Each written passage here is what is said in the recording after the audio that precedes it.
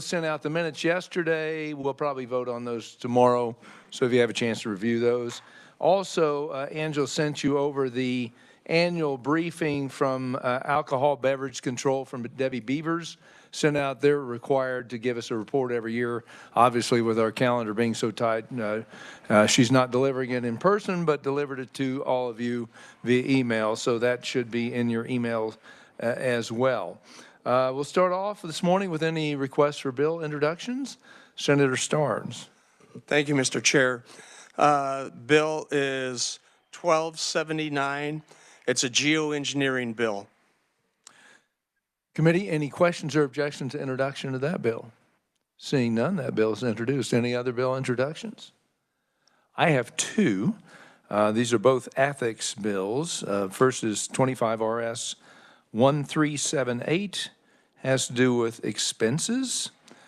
Committee, any questions or objections to introduction to that bill? Senator Francisco. Just a question, expenses by whom? I think campaign expenses by, yes. Any other questions? Seeing none, that bill is introduced. And the other is a 25 RS 1418, and that is pertaining to lobbyists. And any questions or objections to introduction to that bill? Seeing none, that is introduced. Okay. I think we cleaned up all the stuff on the front end. Today we're going to have a hearing on Senate Bill 177. This is a campaign finance law and some contributions. Might note that I believe in the folders, Angela, correct? In their folders, there is a comparison of current law versus Senate Bill 177 that has some information you can refer to about how these increases are going to affect law if we change them. And so you can use that for comparison. But before we get to that, Jason's going to give us a bill brief on Senate Bill 177.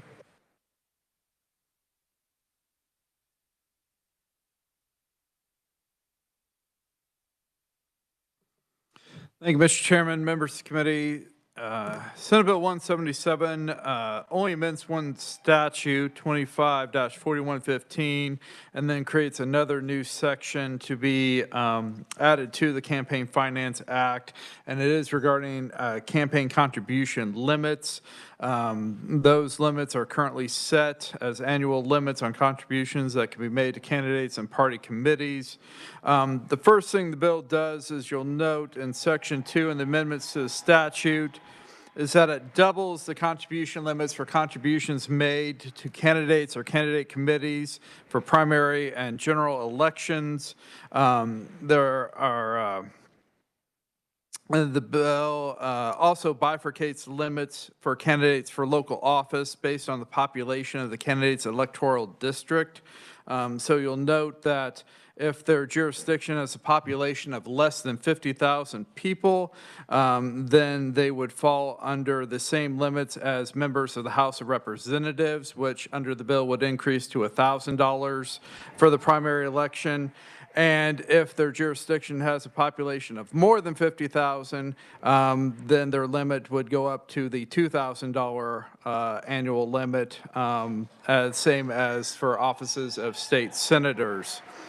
You also note changes for the governor, lieutenant governor, and other statewide elected offices go up from 2,000 to 4,000. And then new Section 1 of the bill would create new law, and this new provision would implement an automatic increase in those limits every 2 years based on increases in the consumer price index. And so there would be a calculation on the Wednesday following the general election in each even-numbered year, and the Governmental Ethics Commission would publish the average consumer price index percentage for the preceding 12 months, and then those contribution limits would be increased by that percentage amount up to and rounding to a multiple of $50 for those new limits, and those new limits would then be applicable for the next 2-year election cycle. There's also some provisions under the current law that are being removed. You can see those on pages 2 and 3 of the bill. That includes contribution limits on contributions made to party committees, and so there would be no limit on the contributions that can be made to a party committee. Contribution limits on candidates of the same political party who are running in a primary election, so those limits would be removed on page 3. And contribution limits with respect to individual contributions made to candidates there in subsection I on page 3 is also being stricken. These changes would be effective July 1st of this year. With that, I'd be happy to answer any questions. Thank you, Jason. Committee, any questions? Actually, quite a bit there. There's, I think there are restrictions on the state party right now that don't exist for a PAC, I believe. Is that correct, Jason? That's correct. There are no limits with respect to making contributions to a political committee. There are contributions currently with respect to contributions to a party committee. Any other questions, committee? Senator Gossage. Just a comment, Mr. Chair, this side-by-side comparison is very helpful. In trying to read the bill and keep up with it, I was trying to make a chart myself, so thank you so much. Yeah, it's, well, that's why we provided. We thought it might make it a little bit easier for everybody. And again, we conform the population to the House, because sometimes you have, well, we'll just let testimony play out on this and open to questions. Any other questions on? Seeing none. Thank you, Jason. We have a proponent testimony from Josh Nye of Nye Law Group via WebEx. And Messiah, do we have Josh on there? Josh, can you hear us? I can. Can you hear me? Yes, sir. You're ready to go. Great. Well, thank you, Mr. Chairman and committee, for allowing me to talk to you today about Senate Bill 177. I've submitted written testimony today regarding two things. First, the increase in candidate contribution limits and the adjustment for inflation, as well as the elimination of party committee donation limits, which are the two major things happening in this bill. Just to give some context, I'm an attorney who's represented Kansans on both sides of or three sides of the political aisle, so to speak, of having represented Democrats, Libertarians in various court cases and administrative proceedings that have started to inform some of the campaign finance laws that have existed in Kansas since the 1970s. And so as a practitioner, I'm always seeking, and my partner, Ryan Kriegshauser, who I believe is in the room today, we're always seeking just clarity of law and legislative intent to know what compliance looks like. And so this particular bill actually has come out of a interim committee, at least the topic came out of the interim committee that I believe some of you served on in October of 2023, where many things were discussed about the Campaign Finance Act.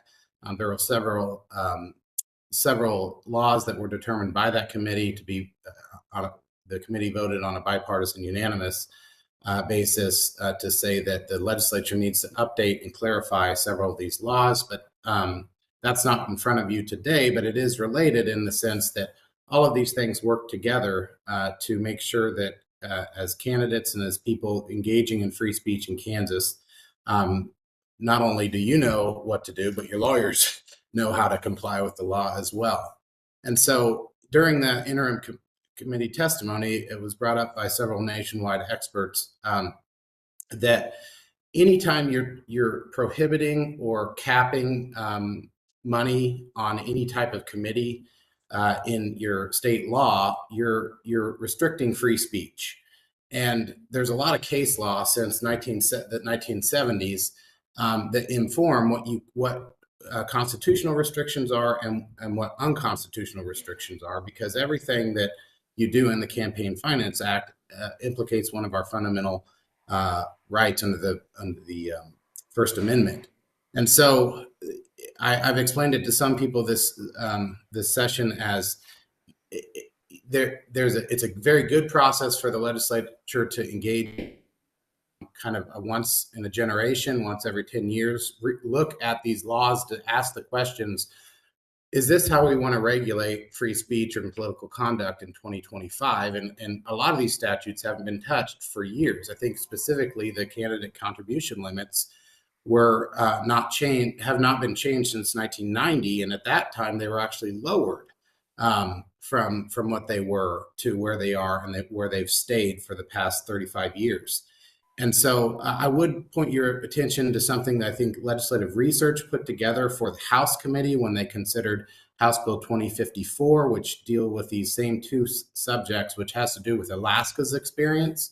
I didn't put it in my testimony, but I think that's available from legislative research, and it may be something the committee would like to ask research to brief them on as well. And it was very helpful to see, at least in the context of candidate contribution limits, what happens when those are too low, because the courts will get involved and say that when you set it too low, when you say someone can only raise $1 or $5 or $100, that the Constitution says that that is impermissible regulation to not allow people to engage in enough speech to get their message out, especially when they're competing with 501c4s, competing with PACs, and competing with other types of committees and speakers in a democracy that may have unlimited resources and can raise unlimited donations from a single donor.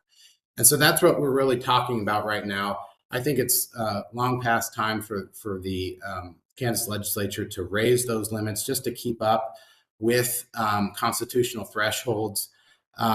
And then the second thing is just the inflation mechanism. I think a lot of people have different opinions on this.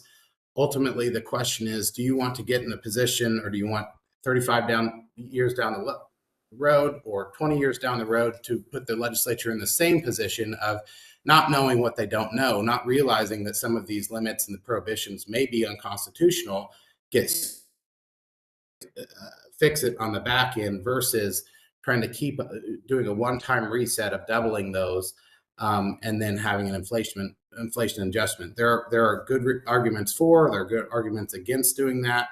Basically make the legislature take this up every 10 years or something like that, rather than having an inflation adjustment. But the inflation adjustment would at least keep you on a track of keeping up with inflation, because we all know that $500 or $1,000 in 1990 goes a lot less far in 2025. The last thing I would say is that by doubling your rates, doubling the limits for candidate contributions, you're not even getting all the way to the point where inflation would have taken that $500 in 1990 and where it would be in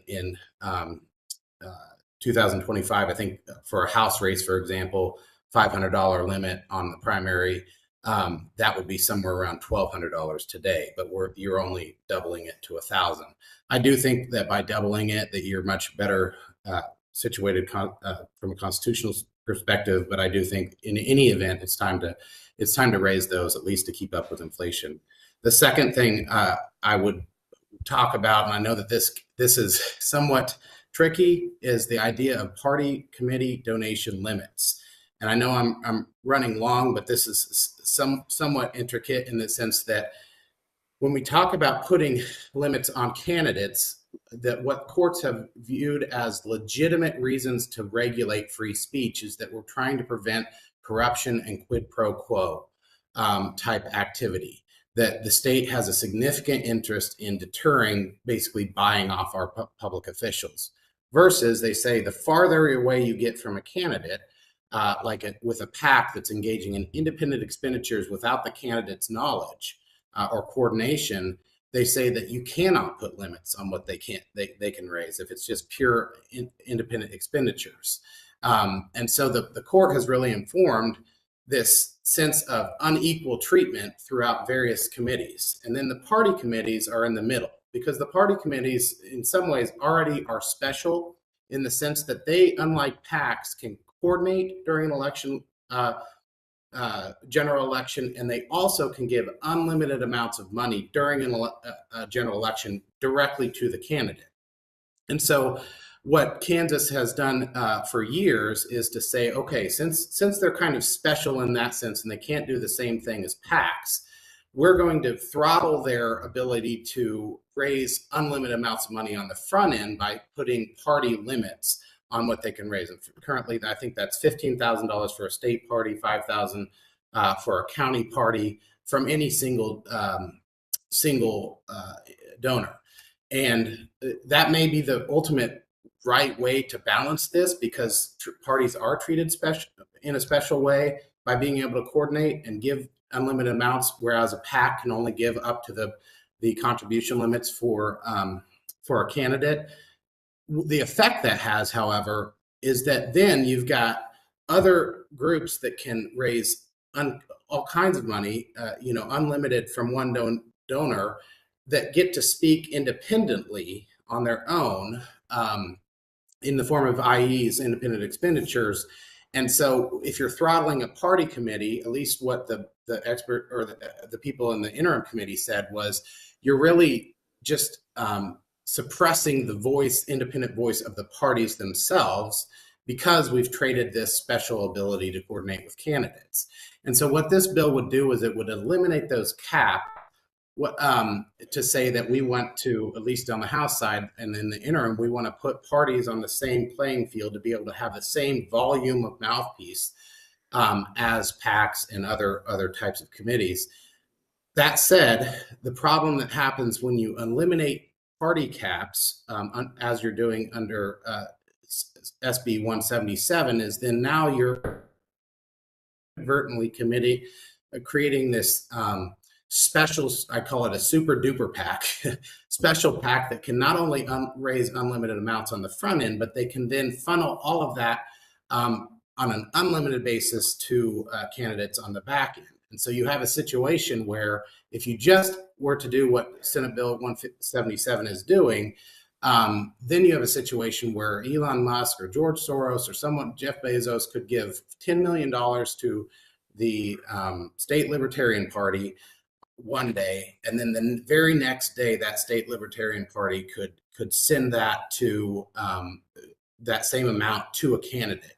So it's kind of like, why have contribution limits at all? There's this one committee, one special blessed committee that every single practitioner, every single fundraiser and consultant is going to use to get the money through to the candidates. And so I think that, as I put in my testimony, I think you've got to do one or the other. If you're going to say that parties can coordinate, if you're going to say that parties can send unlimited amounts to a candidate during a general election, then you've got to limit them on the front end somehow, because we don't want this $10 million one day, $10 million the next day. The other way to do it is what the House ultimately ended up doing in House Bill 2054, is we want to give parties unlimited voice to engage in their own messaging and compete in the sphere for messaging and whatnot. But if we're going to give them that, we're now going to turn around and say, you can't just turn around and give that donation the next day to a candidate. So what House Bill 2054 did is it said, now that we're treating you like PACs and that you can raise unlimited money from an individual donor, just like a PAC, parties, you now are subject to the monetary contribution limits of every other person, every other type of committee when giving to a candidate. And so that would prevent that loophole, so to speak. And so there's two ways to do it. I don't have a preference ultimately, because ultimately I think from our law firm's perspective, we just want the law to be clear, and clarity means that it accomplishes the true legislative intent that you're going after, instead of leaving loopholes open for something to happen that you may not have intended. And so that's where ultimately HB 2054 got. I just thank you for having the conversation for the first time, I think, in decades on some of these issues. I wish it happened more often, because the courts go a lot quicker than the legislature sometimes on this stuff. And it's important that the legislature tell us and tell Kansans what they can and can't do in the context of the First Amendment. So with that, I do have that sort of either or recommended amendment. Either way, I think you do need to amend somehow to either pick the House way of doing it, or to retain the caps, maybe raise the caps to keep up with inflation on party committees. But you can't create this super duper PAC in a way that creates a loophole. With that, I'll stand for questions. Thank you, Josh. Committee, we have written testimony and proponent Mike Kimling, Shawnee City Council, that's available on the S drive. We have no other oral proponents, so I'm going to open it up to questions for Josh from the committee. Senator Gossage. Thank you for being here, Josh. I have several, but I'll just start with two. One is there is notes. I don't know if you have a copy of the donation limits kind of chart that we were given. I don't. I think it's seared in my mind at this point, though. That's okay. It just says the bill as drafted had an automatic CPI increase, and I noticed that that was mentioned in the fiscal note. But then it says the amendment removes that. I'm sorry, what amendment are we talking about? Has this already been passed in the House? Oh, I'm sorry. I was talking about my recommended amendments with respect to fixing the loophole on the party cap issue that I'm trying to identify. I'm not familiar with any other actually drafted amendments. I haven't reviewed anything. But if you're asking about inflation, the question of whether to have a CPI adjustment every 2 years or not, is that your question? Yes.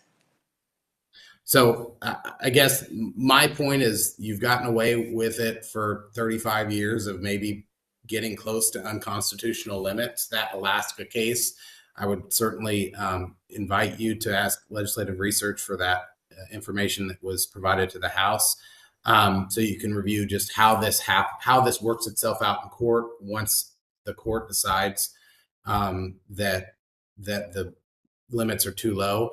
The real question I would have is if you haven't gotten around to looking at it in 35 years, and frankly, I don't know if this has implications for people running for re-election or whatever, but raising limits always, at least, is a little uncomfortable in the sense that, well, we're just allowing politicians to have more money to spend and we don't want any more mail cards or whatever. So I don't know why there has been to raise limits, but the Constitution would dictate that you do. So the question really is similar to when you gave the judges raises a few years ago or last year. I think you put in there kind of an automatic COLA or automatic adjustment. So when you set pay for certain governmental officials, it's already in state statute to raise those amounts. The question would be whether to force yourselves to come back and vote every 10 years on raising those limits to keep up with the Constitution, or just to say, hey, we're going to let these dollar amounts get adjusted for inflation and not have to worry about getting sued in 10 or 20 years if the legislature doesn't get around to it. So your recommendation would be the CPI index or increase? Yes, my recommendation would be the increase if you think there's any risk in the legislature doing what it did for the last 35 years, which is not take it up again. I think the First Amendment would dictate that the only other alternative I could see is force yourself, similar to CORA exceptions, to look at it every 5 years.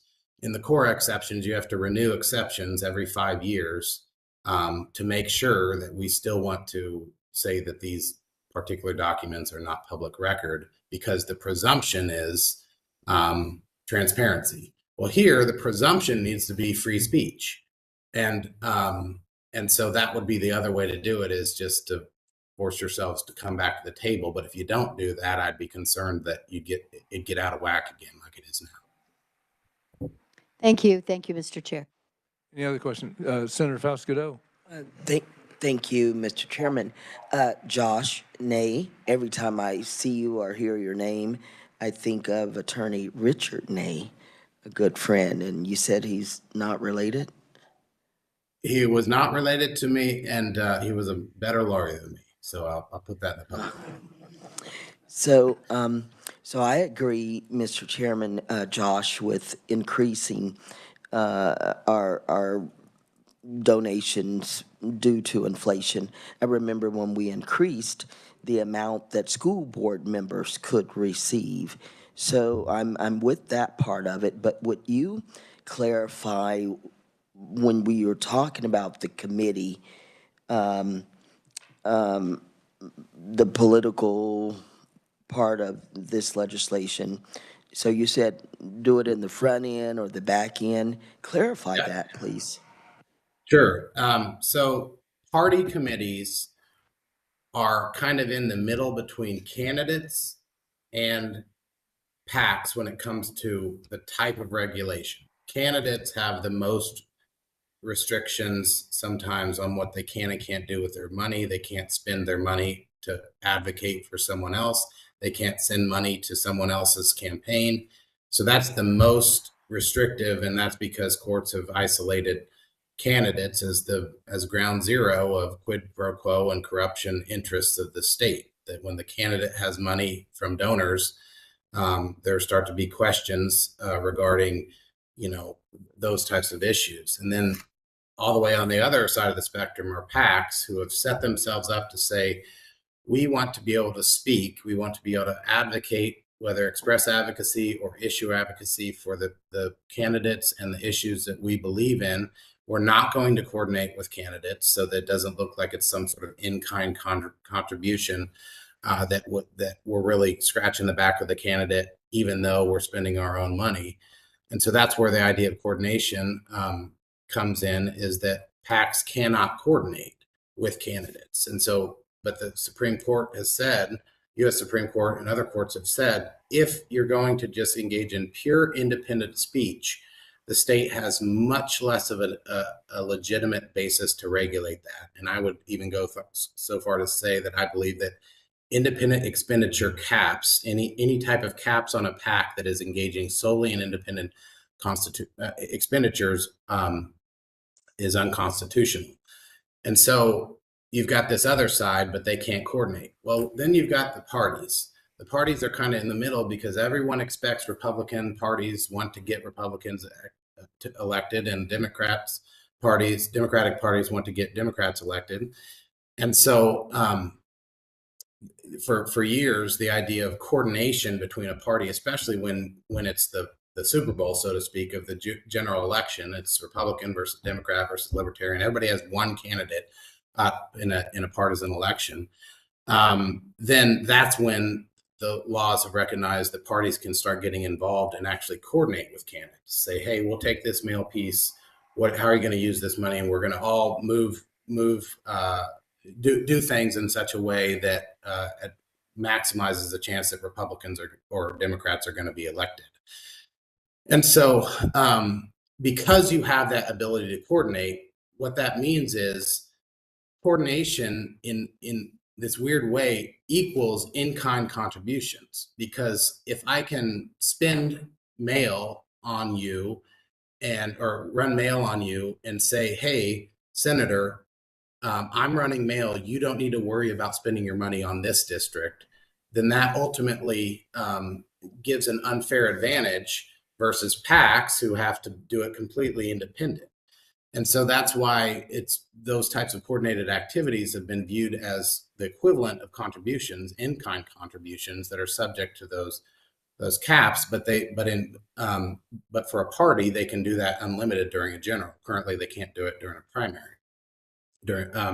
And so that's why the question arises that's why current law has said, because they can do that, and because they can just send $100,000 to a candidate's account if they wanted to during a general, we need to limit it somehow on the front end. And so current law limits it on the front end by saying parties can only accept up to $15,000, a state party $15,000 from a individual donor.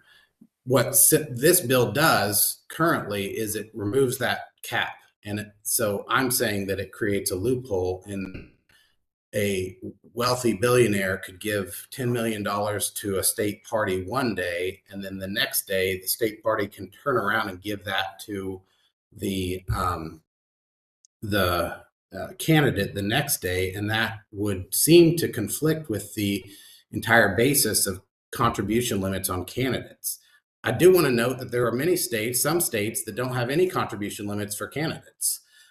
You're not constitutionally required to have contribution limits on candidates, but to the extent that you want to continue that practice, you don't want to create this super duper committee that is the one place in the code that all the money can flow through without restriction, even though it seems like the intent of the law is to have candidate caps. And so that's why I'm saying either keep the current law and cap them on the front end, or if you're going to remove caps, do what the House did, which is to then limit the amount of monetary donations that can go directly into a candidate's account from the party to the amount that they're currently limited to for any other donor.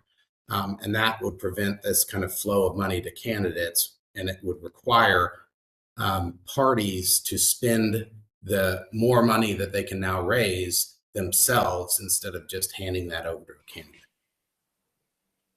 Any other questions?